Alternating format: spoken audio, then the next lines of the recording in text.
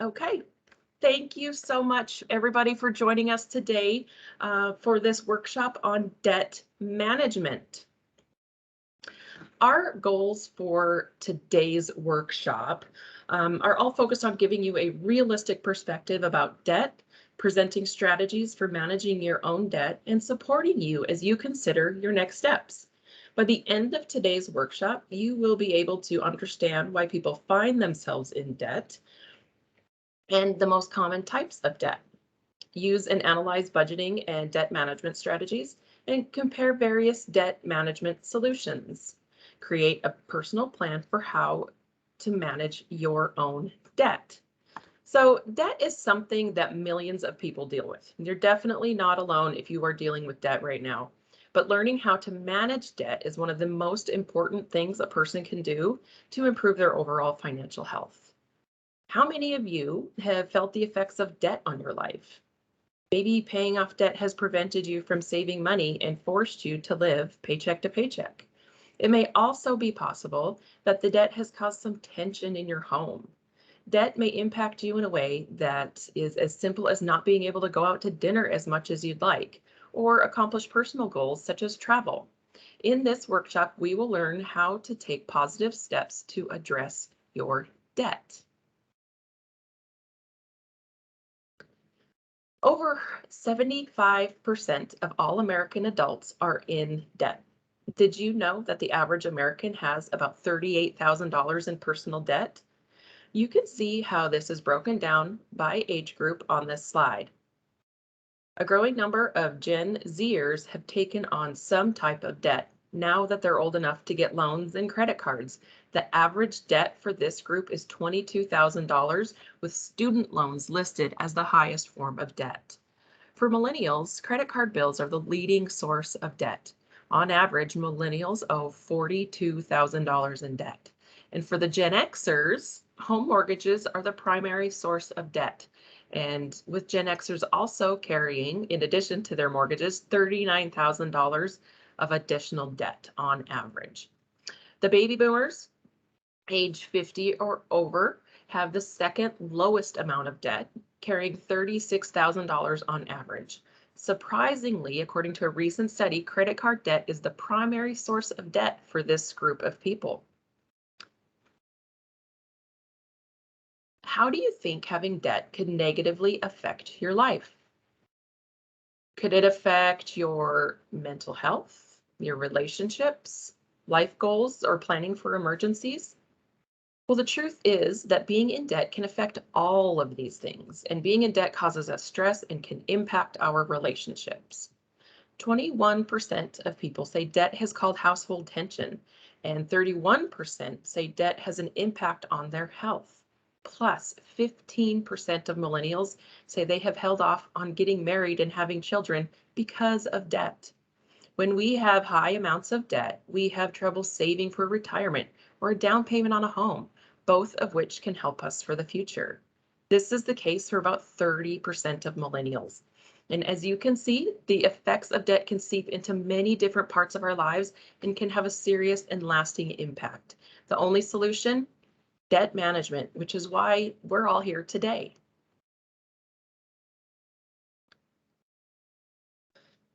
So there are many different types of debt and many different ways a person can get into debt, which is why we see debt connected to many different sources. The definition of debt is money owed for products or services purchased on credit.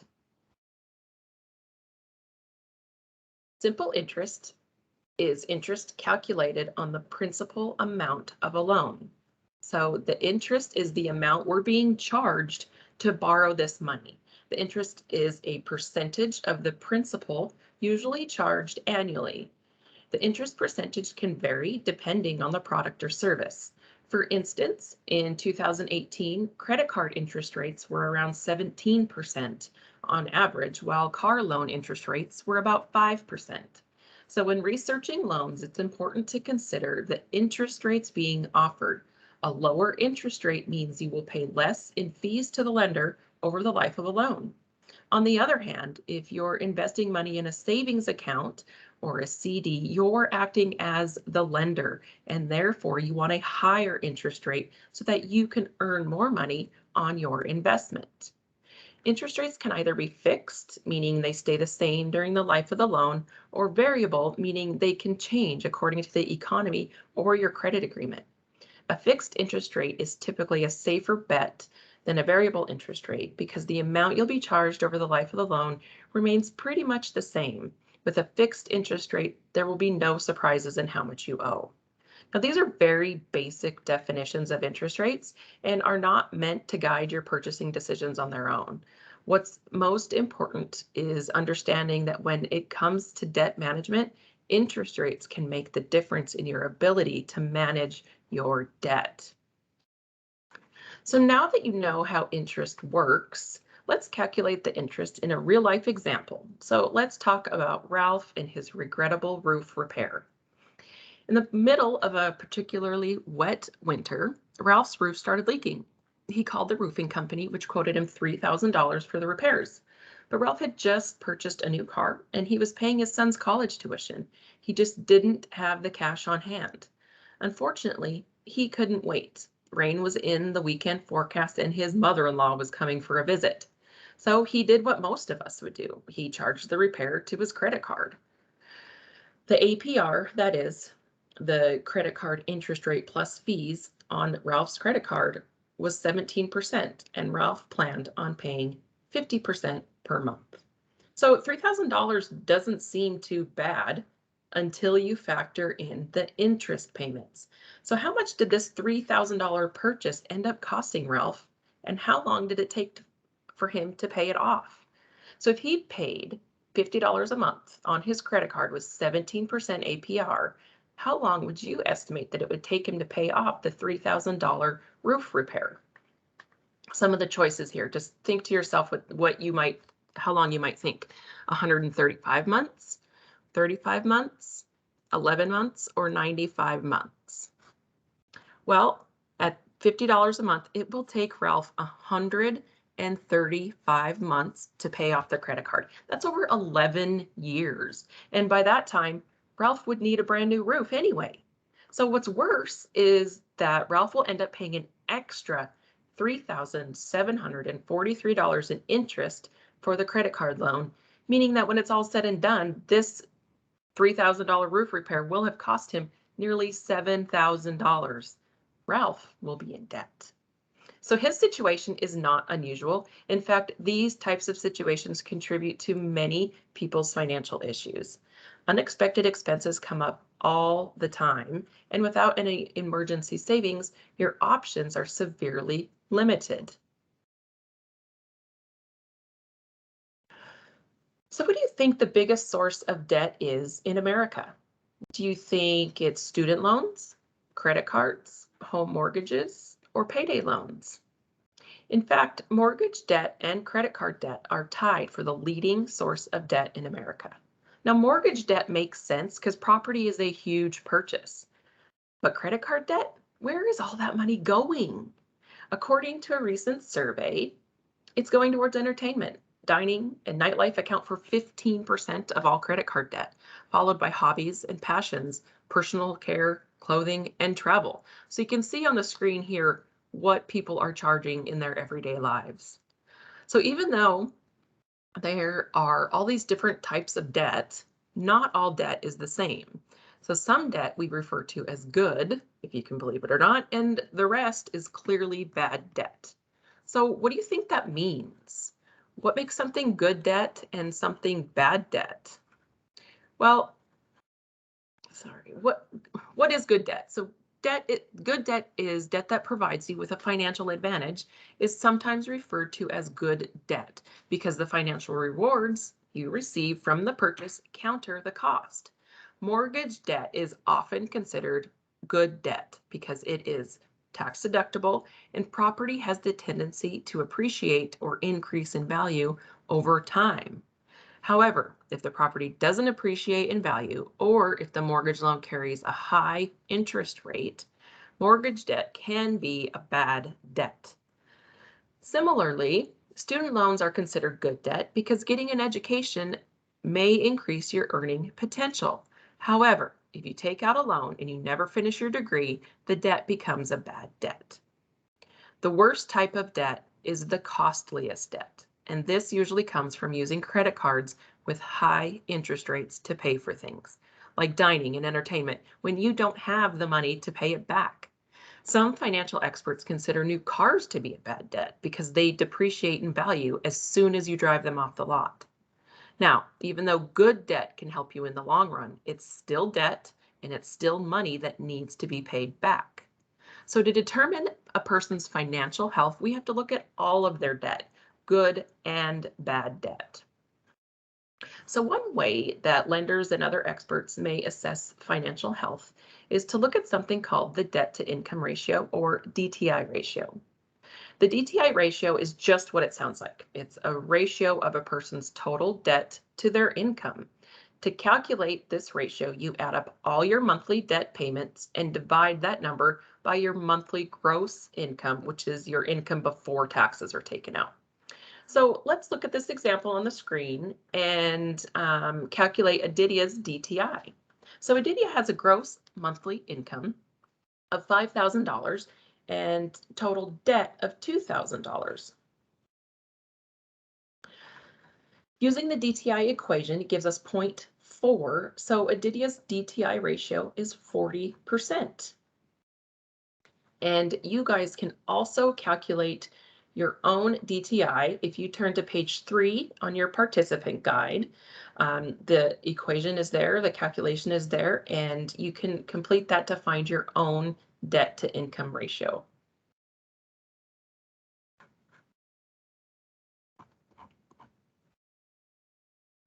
According to financial experts, your DTI ratio should be lower than 40%, and it's even better if it's lower than 37%.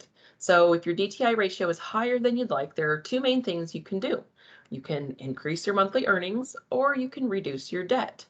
We'd all like to make more money, but even if you find a new job, it may take a longer time to actually change your income, especially if you need more training or need to go back to school. What we do have some control over is how we manage our money. The first and most important step in managing debt, in managing all money, is creating a solid budget. Budgeting creates a cash flow plan that allows us to live within our means so that we don't accumulate any additional debt and can work to pay off our existing debt while working toward reaching our financial goals. So many financial experts recommend that people create a budget using the 50-30-20 rule. So with this rule, it recommends 50% of your income should go towards your needs or your necessary monthly expenditures like housing and food. Keep in mind, though, that needs also includes bills you need to pay each month, your water, electric, that type of thing, but also your minimum debt payments on your credit cards, because you have to keep paying on those. 30% is the recommendation of what should go to wants or the fun stuff like eating out and hobbies, that sort of thing. 20% should go towards savings or additional debt payments beyond the minimum payments on your credit cards. So remember that this is not a hard and fast rule, but just a recommended guideline. There may be instances where your needs cost more than 50%. So if you turn to page 3 on your participant guide, there is some more information on the 50-30-20 rule for you to refer to. So let's go back to Aditya and look at his expenses to see if he is following the 50-30-20 rule. So you can go to page 4 again in your participant guide and follow along here. So to calculate the percentage of Aditya's income that he can use to pay for his needs and wants, you'll take the grand totals and divide them by his monthly income after taxes. So this is different than his gross income, which is the amount Aditya earns before taxes. So Aditya's net income after taxes is the amount that he actually sees on his paycheck. Multiply the result of your calculation by 100 to get the percentage. So let's take a look at Aditya's percentages. So his monthly income after taxes is $5,000. if we divide his total needs of $37.50 from his income, we can see that he is spending 75% of his income in this area, the needs area. And then we can also see that he is spending 20% on his wants. So you'll see that he has only 5% remaining. So we'll talk about 20% is the goal, right? And so that's the place that Adidia wants to get to. So we'll talk about credit scores next. But first, being in debt can affect your credit score and can have a long-term impact. Do you know what your credit score is? Your credit score is a number applied to your overall credit history. It's the number that lenders use to determine how risky it is to give you a loan. The best credit score you can get is 850. Generally speaking, anything over 700 is considered to be a good credit score. If you have a lower credit score than that, it may be harder for you to get credit cards and loans, since lenders feel they cannot trust you. Factors that affect your credit score include your payment history, your available credit, your credit history, your new credit, and types of credit. So what do you think is the most important factor in determining your credit score? Do you think it's your payment history or your available credit, your credit history, your new credit, or your types of credit? Well, your payment history, paying your bills on time, is the most important factor in determining your credit score. It makes sense. If you haven't paid your bills on time in the past, lenders believe that you'll likely miss a payment in the future.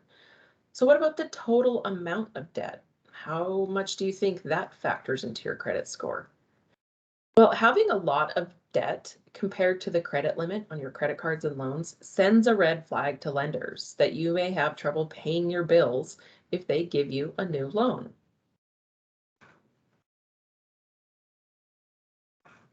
Unfortunately, when you have a low credit score, this affects much more than your ability to get credit cards.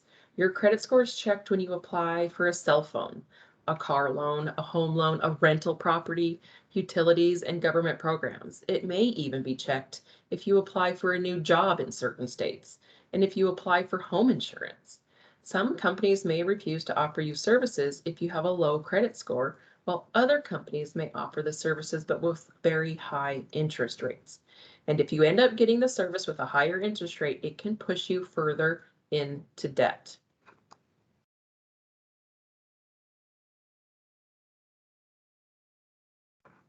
So let's look at another example. Minho and his friend Javier were planning on buying similar homes for $300,000 with a 20% down payment on a 30-year loan.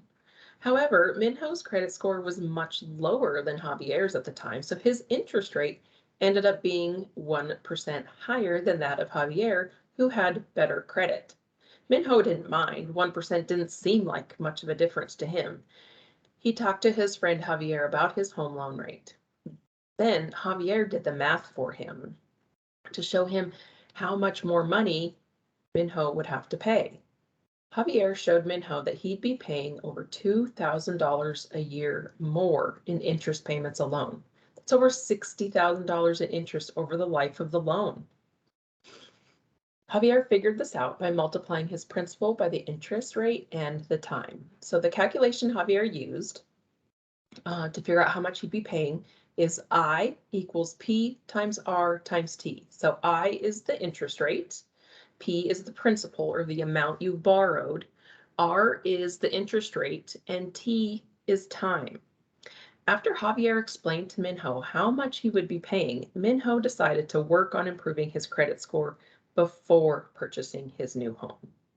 As you can see, both your credit score and factors such as market fluctuation can have a pretty serious effect on the interest rate banks and credit unions offer for a loan.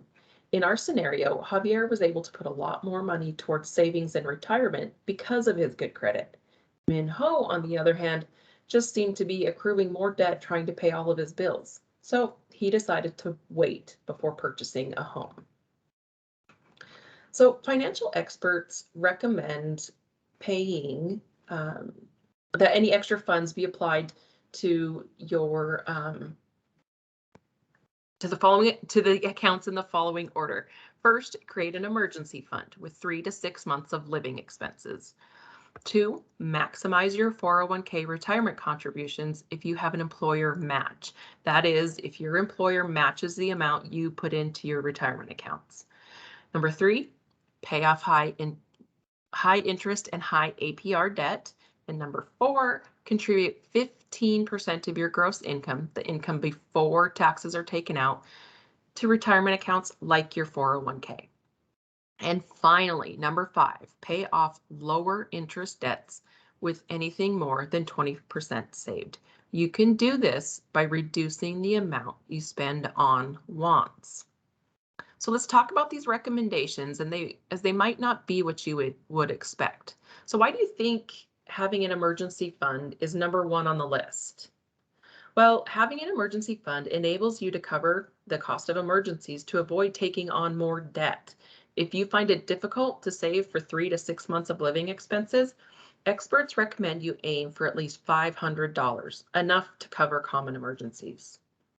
So what about number 2? Why is it so important to maximize the employee match on your 401k? Well, if your employer matches your 401k contribution, this is free money. And not contributing the maximum amount is just throwing away this free money. It's just leaving it on the table. Now, the earlier you begin to save for retirement, the greater the potential gains made on your investment. Number 3 makes sense. We want to pay off those high interest debts. But look at number 4 and number 5. Why do you think contributing to a retirement fund is more important than paying off low interest debts? Generally speaking, the earlier you start saving for retirement, the more money you'll have when you retire. And the amount of money you'll save paying off low interest debt is generally assumed to be less than the amount you'll earn by contributing to retirement early. As you can see, there's a strategy involved in paying off your debts. Many people focus only on paying off debts without giving any consideration to savings, but this could be a huge mistake. In addition to debt payments, planning for emergencies and retirement are important factors, and neglecting these areas may seem to help you in the short term, freeing up the maximum amount of funds to put towards your debt, but it's a strategy that may cause you more financial hardship in the future. So financial experts often recommend 2 strategies for paying off debt as quickly as possible, and these are known as the avalanche method and the snowball method. The avalanche method, as you can see on the screen here, focuses on paying off the debts that have the highest interest rates first while paying the minimums on the rest of your debts. The theory here is that high interest rate debt will end up costing you more in the long run, so it's good to pay these debts off as quickly as possible. The snowball method, now it focuses on paying off the debt with the lowest balances first, while paying the minimum amount due on the rest of your debts. The thinking here is that you can pay off your lower balances more quickly than higher balances, and paying off these loans will reduce your debt to available credit ratio and give you a sense of accomplishment.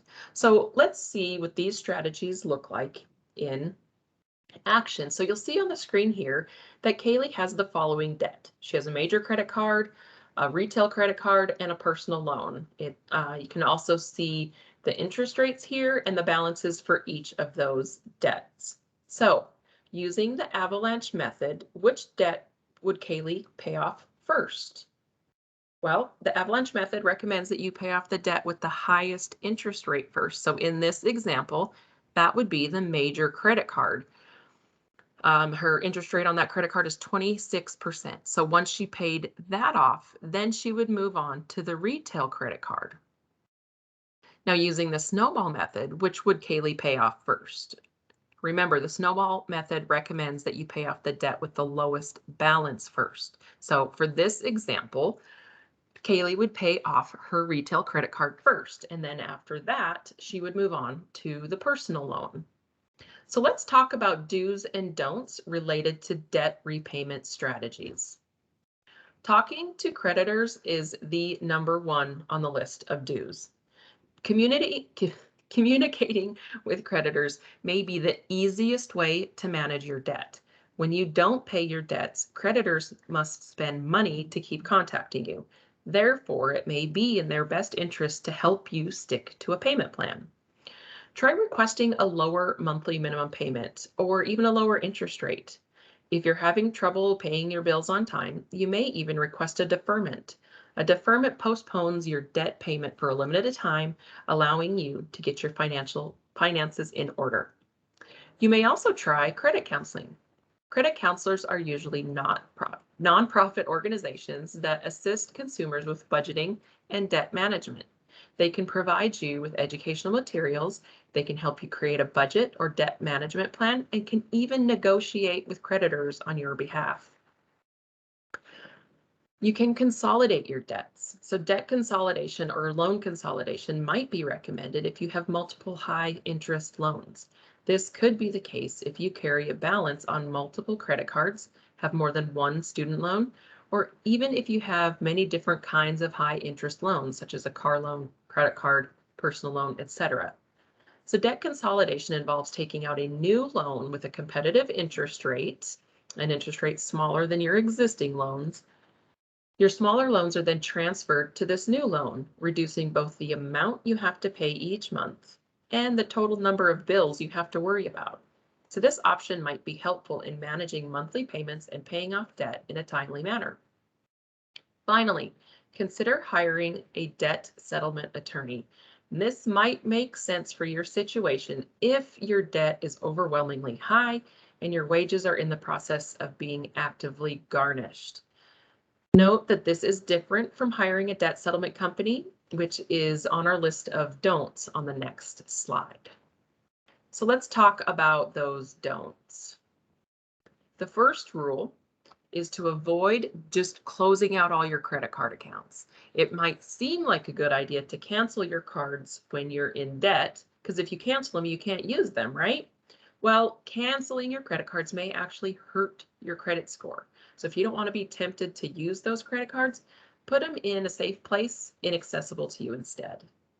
Secondly, avoid borrowing from your retirement plan. You have worked hard to build up your savings, and if you borrow from your retirement account, you may not be able to get back your earnings you've lost. Plus, when you borrow from your retirement account, you'll be hit with some extra taxes come tax time. Third, be careful about hiring a debt settlement company. Debt settlement is a risky option. There have been many cases of debt settlement companies charging customers without delivering on their promises and providing bad financial advice. Experts warn you to never pay upfront fees for debt settlement. Be on the lookout for these red flags if you do consider this option.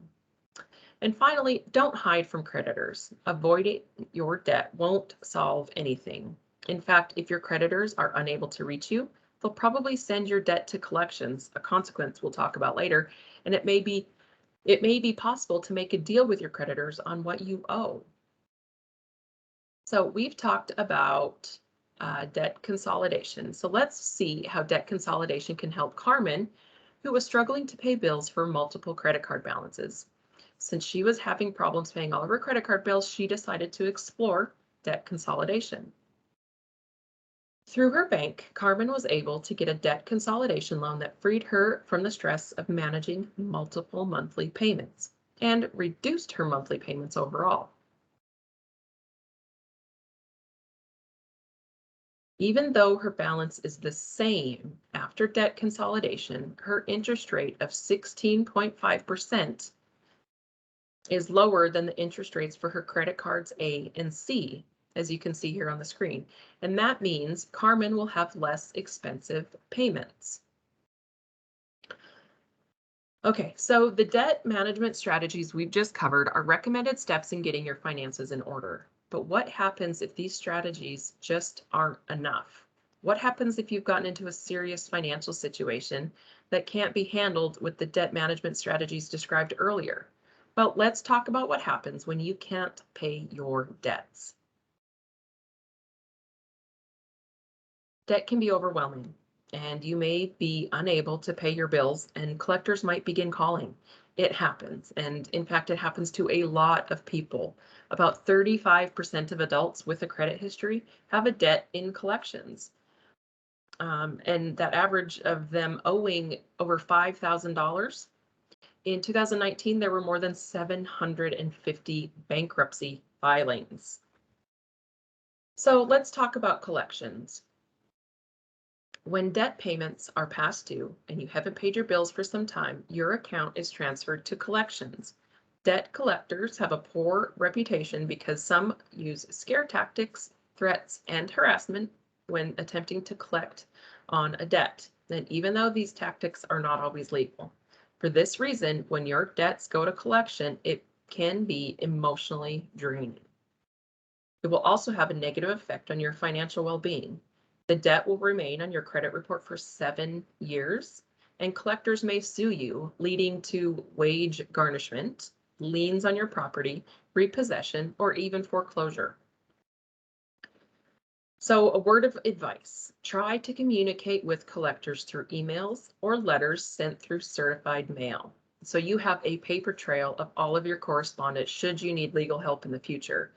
The Consumer Finance Protection Bureau has helpful templates for corresponding with creditors and debt collections on their websites.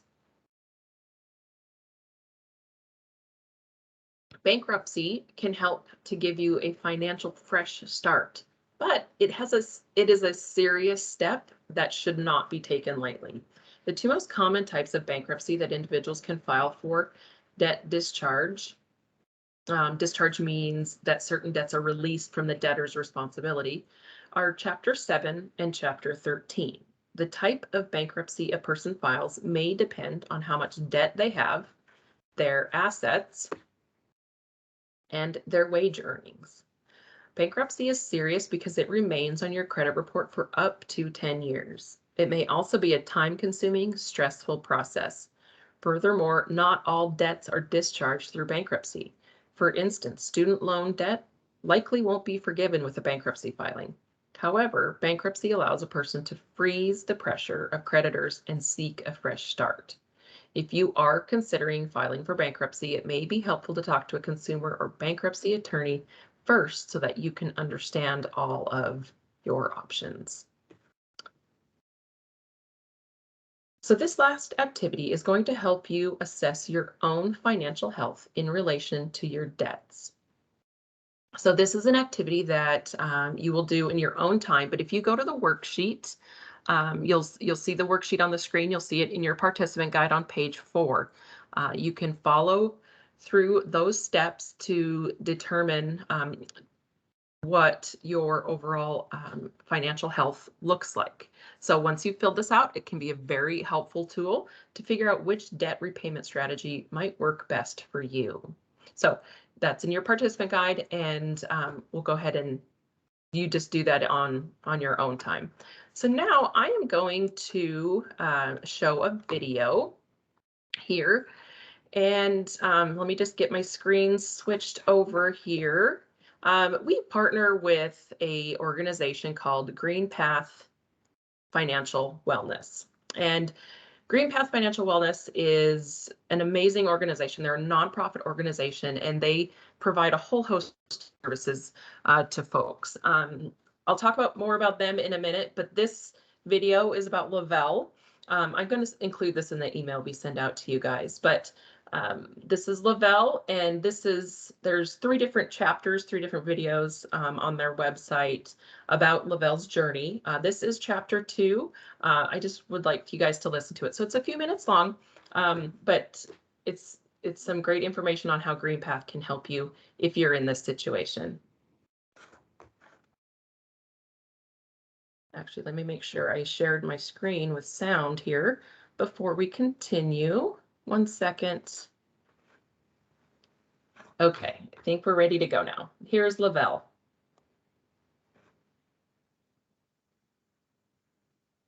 When I was 18 years old, I did not understand what an interest rate was. So when I called about that first credit card, they did not explain any of that to me. So at this point, my interest rate on that one card, the card that ended up being $30,000, was about 24%.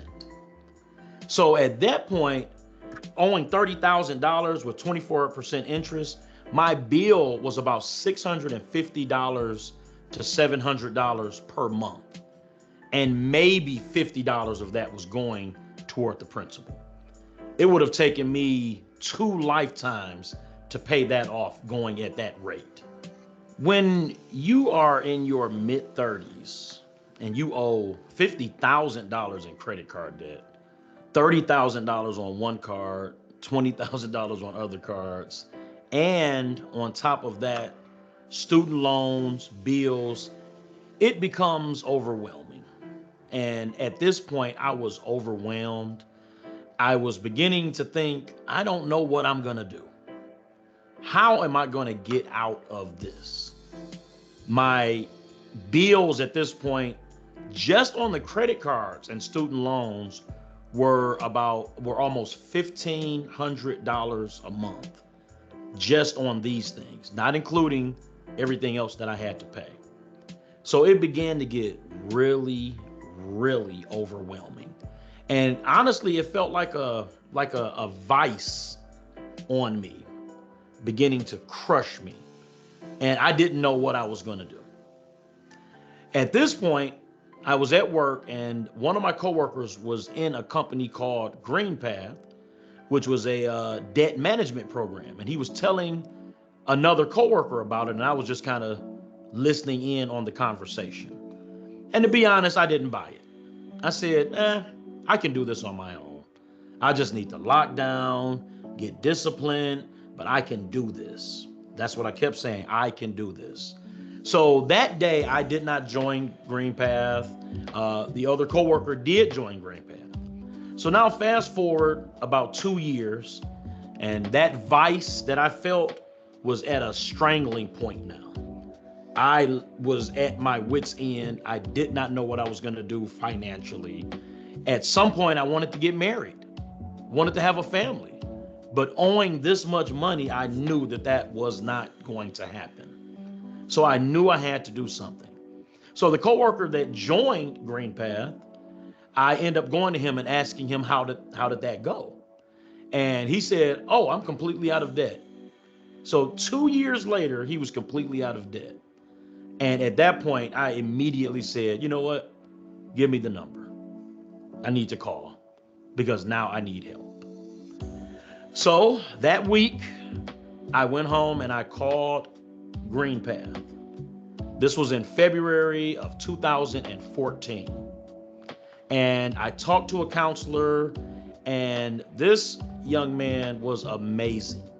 He helped me out tremendously. I had him on the phone for almost 2 hours. I had so many questions, so many doubts. And to be honest, I didn't think I was going to join.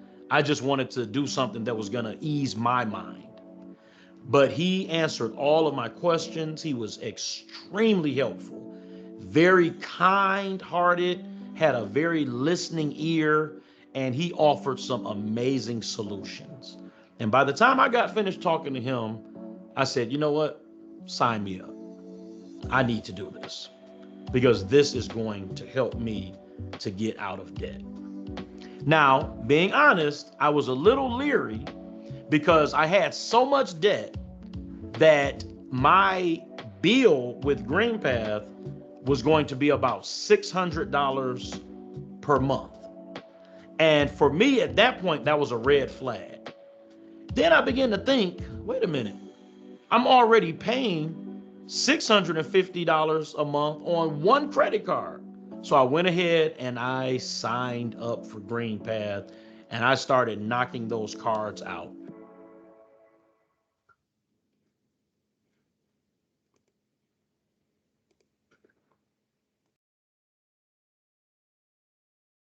Okay, so that is Lavelle's story. Like I mentioned earlier, there's 3 different videos for Lavelle on his story, but what he's referring to is that he utilized the debt management plan for available through GreenPath Financial Wellness. Now, they will this is something that you can do with them, and there, like he said, there is a fee associated with that. But basically in a debt management plan, what would happen is instead of making his credit card payments on his own each month, he's making one payment to GreenPath every month. And then GreenPath is then in turn paying those credit card bills for him. So it took a lot of pressure off of him. There are some fees that GreenPath charges to do a debt management plan. They're very minimal, but that's what he was referring to there. Now there's a whole bunch of services and things that GreenPath can help you with. They can help you just create a budget to help you kind of get things back in order. Or if you are wanting to buy a home, they can help you put some processes and procedures in place to help you save for that down payment. If you're trying to pay off student loans, they can help you put something together for that. And there is no charge for those things that they'll help you with. Regardless of what your situation is, your first call with them is always, always, always free. And they will spend as much time with you on that first call as you need. It might be 2 hours on the phone. They'll spend that with you. So I encourage you to reach out to them. We've included the link to their website here in the chat section. And we'll also include that in the email that we send out as well. So now let's go ahead and wrap up today's webinar. Today you have learned that you now have the critical knowledge and skills that an elite group of Americans who can call themselves financially healthy. With financial health, you'll have far less stress, more confidence, better physical health, and stronger relationships. Today, you've learned why people find themselves in debt and the most common types of debt.